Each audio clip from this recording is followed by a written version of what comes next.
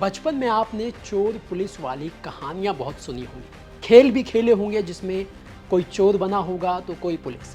लेकिन इस खेल में हमेशा पुलिस चोर को पकड़ते हुए दिखाई देती होगी। लेकिन ज़रा सोचिए, अगर असल में पुलिस ही चोर बन जाए तो इस जनता को चोरों से कौन बचाएगा? सोचिए, अगर पुलिस खुद ही क्रिमिनल बन जाए तो इस राज्य से या वहाँ के इलाके से क्राइम कैसे खत्म होगा?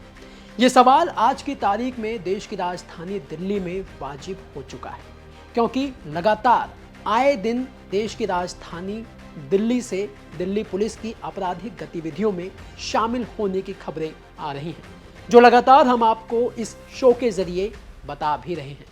आज के क्राइम कैपिटल के इस एपिसोड में हम आपको एक ऐसी चोरी की कहानी बताने जा रहे हैं जो किसी और ने नहीं, यानी जो किसी चोर ने नहीं, बल्कि दिल्ली पुलिस के एक हेड कांस्टेबल खुर्शीद ने की है। और ताज्जुब की बात तो यह है कि इस हेड कांस्टेबल ने अपने ही महकमे में थाने के अंदर से अपने साथियों यानी दिल्ली पुलिस की नाक के नीचे से ये चोरी की है। कैसे की, ये आपको विस्तार से हम बताएंगे। नमस्कार, मेरा नाम दिनेश यादव है और आप दिल्ली तक देख रहे हैं।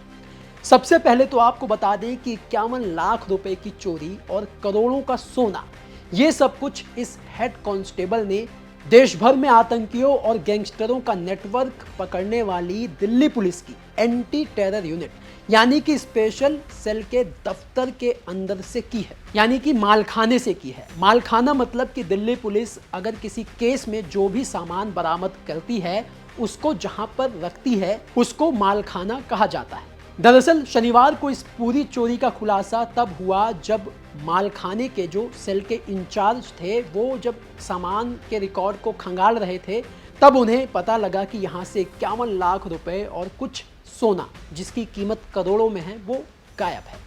इसके बाद तुरंत उन्होंने इसकी पूरी जानकारी अपने वरिष्ठ अधिकारियों को दी और इसके बाद जांच शुरू की गई। शुरुआत में दिल्ली पुलिस को अपने ही एक हेड कांस्टेबल खुर्शीद पर शक हुआ, क्योंकि जो खुर्शीद है वो पहले इसी स्पेशल सेल के दफ्तर में तैनात था, लेकिन कुछ दिन पहले उसका जो ट्रांसफ़र है वो इस स्पेशल सेल के मालखाने से हो जाता है पूर्वी दिल्ली में।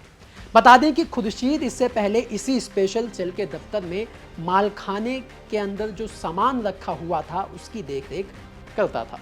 अब खुर्शीद का ट्रांसफ़र स्पेशल सेल के मालखाने से पूर्वी दिल्ली तो हो जाता है, लेकिन फिर भी उसकी पहुंच वहां से ट्रांसफ़र होने के बावजूद मालखाने के अंदर तक की थी। इसका खुलासा तब हुआ जब जांच के दौरान मालखाने के सेल में जो पुलिसकर्मी तैनात थे, जब उनसे सख्ती से पूछताछ की गई तो उन्होंने ये बताया कि ट्रांसफ़र होने के बावजूद खुर्शीद इस मालखाने में आता जाता रहता था और शुक्रवार को भी खुर्शीद आया था जिस दिन चोरी हुई। अब इस हेड कांस्टेबल ने स्पेशल सेल के दफ्तर के अंदर घुसकर चोरी तो कर ली, लेकिन एक चूक हो गई और इसी चूक की वजह से ये हेड कांस्टेबल पकड़ा गया। वो चूक ये हुई कि आंखों में पैसों की चमक के आगे इस हेड कांस्टेबल को वहां पर लगा कैमरा नहीं दिखाई दिया। इसकी आंखों ने वो कैमरा नहीं देखा। जब ये चोरी कर रहा था तो वो जो कैमरा इसको रिकॉर्ड कर रहा था। अब यही वो चूक हुई, क्योंकि जांच के दौरान जब दिल्ली पुलिस ने मालखाने के अंदर का सीसीटीवी फुटेज खंगाला तो ये भाई साहब उस सीसीटीवी फुटेज में चोरी करते हुए दिखाई दे गए। बस फिर क्या था, इसके बाद दिल्ली पुलिस ने तुरंत पूर्वी दिल्ली के उस थाने से खुर्शीद को गिरफ्तार कर लिया जहां पर उसका ट्रांसफ़र हुआ था। और पूछताछ में खुर्शीद जो हेड कांस्टेबल है जिसने इस पूरी चोरी की वारदात को अंजाम दिया, उसने पूछताछ में खुद कबूल लिया कि हाँ, शुक्रवार को वो मालखाने गया था और वहाँ से जो चोरी हुई है 51 लाख रुपए की और ज्वेलरी की, वो उसी ने चुराई।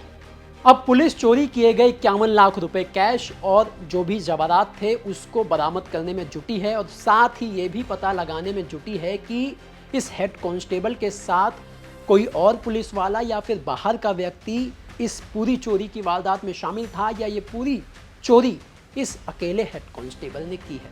फिलहाल इस पूरे मामले में विभागीय जांच इस हेड कांस्टेबल के खिलाफ बैठा दी गई है और विभागीय जांच हो रही है। लेकिन सवाल यह है कि इस हेड कांस्टेबल की वजह से जो पुलिस की वर्दी पर दाग लगा है, लोगों का जो भरोसा कम हुआ है, वो कैसे वापस आएगा? क्योंकि ये कोई पहली घटना नहीं है जब किसी आपराधिक गतिविधियों में दिल्ली पुलिस के किसी हेड कांस्टेबल या फिर सिपाही का नाम आया हो। ऐसी दर्जनों खबरें बीते कई हफ्तों से, महीनों से सामने आ रही हैं। अब इंतजार तो है उस खबर का जब दिल्ली पुलिस के आला अधिकारी ऐसे पुलिस वालों पर जिनकी वजह से पुलिस का नाम खराब होता है, ऐसे पुलिस वालों पर जब कोई सख्त एक्शन लिया जाएगा, तब शायद कुछ मिसाल कायम होगी और जो भी पुलिस वाले ऐसी गतिविधियों में शामिल होते हैं वो फिर ऐसा काम करने से डरेंगे और बचेंगे।